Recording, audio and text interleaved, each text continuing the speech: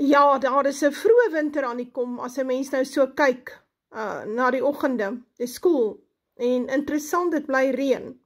So ons is in vir 'n regtig baie koue winter. Ek dink ons moet ons klaar maak daarvoor. Die vraag is dit nou maar net, sal dit nou hierdie winter wees, die koue winters en die stakings en die kragonderbrekings, wat spesifiek vir Johannesburg sal wees, onder andere, waarvan Siener praat en die groot onluste. Is dit hierdie jaar, of is daar nog 'n jaar? Hoe dit ook al sy, iets wat jy moet in ag neem, is hierdie volgende berigie van sabcnews.com.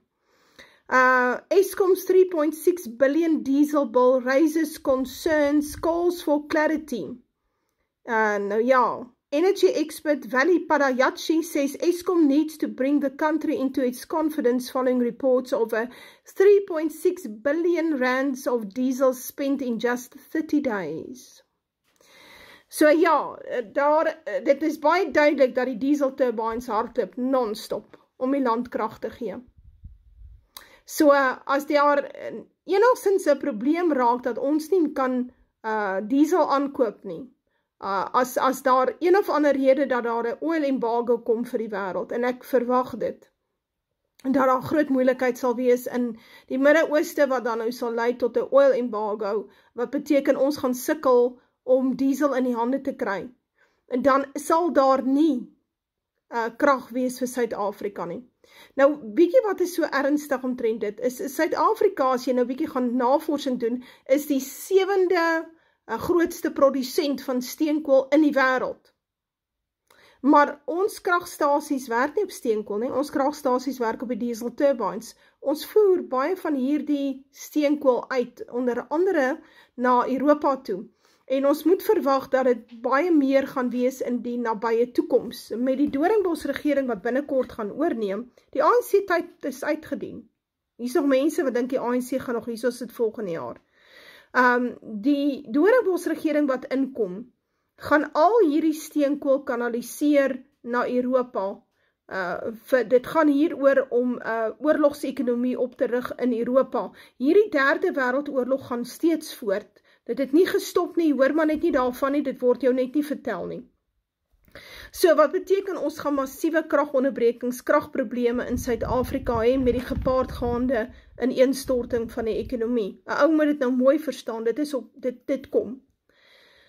Nou wat interessant is, die koste aan hierdie open cycle gas turbines is R6.579 per megawatt hour, vergelyk met R541 as jy steenkool gebruik en R113 as jy kernkrag gebruik. Nou ja, ons het nie eintlik 'n kernkragstasie wat vir die land voorsien nie. Kuiberg voorsien hoofsaaklik vir Kaapstad en omgewing. Maar steenkool, ons het steenkoolkragstasies. Maar hierdie hele kragnetwerk van ons hardloop nie op steenkool nie. Hy hardloop op diesel. Ek meen, dit sê die bedrag vir jou 3.6 biljoen rand in 1 maand. Dit is nie sustainable nie. Hulle kan dit nie, wie gaan dit betaal? Wie gaan dit betaal? Waar gaan die geld vandaan kom om dit te betaal? Nou ja, ek gaan vir jou so sê, die plan is in elk geval om Suid-Afrika oor te sit na sogenaamde renewables toe. En dit het alles te doen met Europa se sogenaamde beleggings van iets soos 90 miljard rand vir Cyril Ramaphosa en Key, wat hulle in elk geval gaan eet. Hulle gaan dit sluk en iewers in 'n Switserse bankrekening sit. Dat hulle nou hierdie renewable energies nou kastig hier wil implementeer. Dis nie waaroor dit gaan nie. Dit gaan hieroor dat hulle die bronne van Suid-Afrika wil hê. So dit gaan oor die myne en dit gaan oor die steenkool. Hulle het effektiewelik die regering omgekoop, sodat hulle toegang kan hê tot hierdie bronne. Dit is eintlik waaroor dit gaan.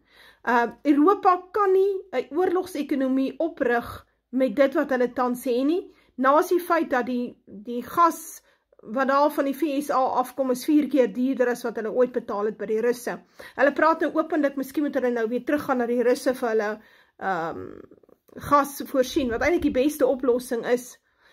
Maar nou wil hulle met dieselfde Russe oorlog gaan maak. So jy het te doen met baie dom leiers in Europa. Hulle is absoluut so gebreinspoel, dat hulle op pad is na 'n totale verwoesting van Europa.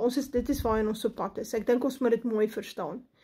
So ja, hoe dit ook al sy, hierdie diesel turbines gaan ons nie dra in die winter nie. My persoonlike opinie is, ek dink 'n mens moet jou klaarmaak vir groot kragonderbrekings. Ek mag verkeerd wees, maar na aanleiding van die situasie tussen Trump en die Jode in Iran, in die Midde-Ooste, ek dink is daar 'n baie goeie kans vir 'n oil embargo. Iets soortgelyk aan 1956 en 1967 en 1973, waar dit massiewe probleme reg oor die westerse ekonomie veroorsaak het, dat daar nie olie was nie, daar was nie diesel en petrol en wat ook al om die ekonomie te dryf nie. Weer eens, die agenda is op die tafel om ons terug te vat na die Stone Age toe. So, die plan is om grootskaalse kragonderbrekings te hê oor die westerse wêreld, sodat dit sal lei tot hongersnood, siektes, vuil water, ineenstorting, lockdowns en die tipe van ding. Mens moet dit maar in ag neem, dit is iets wat kom. Baie mense, ons is so besig met ons dag tot dag lewens, dat ons nie mooi verstaan, dat hierdie ding op pad is nie.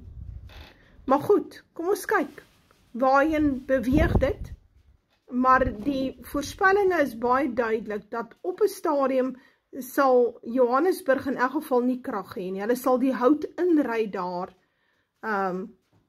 op hope, om plekke soos Diepsloot en Soweto aan die gang te hou. Die plan is om Suid-Afrika se regering te vervang met 'n buitelandse, beheerde, NAVO puppet government. En as ons net dit kan verstaan, dan verstaan ons al 'n groot deel. En hierdie nuwe Doringbos regering gaan ons geweldig benadeel. Nie net die hele land nie, maar vir al die blanke. Die aksie gaan wees teen die blanke, want dit is eintlik 'n Britse regering. So, dit is 'n Brits beheerde regering, en sy aksie is teen die boerevolk. Soos wat dit was met die Anglo-Boereoorlog. Ons is op pad na 'n herhaling van iets baie soortgelyk soos die Anglo-Boereoorlog. Die wette wat hulle ingebring het, die hongersnood, daai tyd was daar konsentrasiekampe, ek dink ons kan maklik dit weer sien in hierdie tydperk.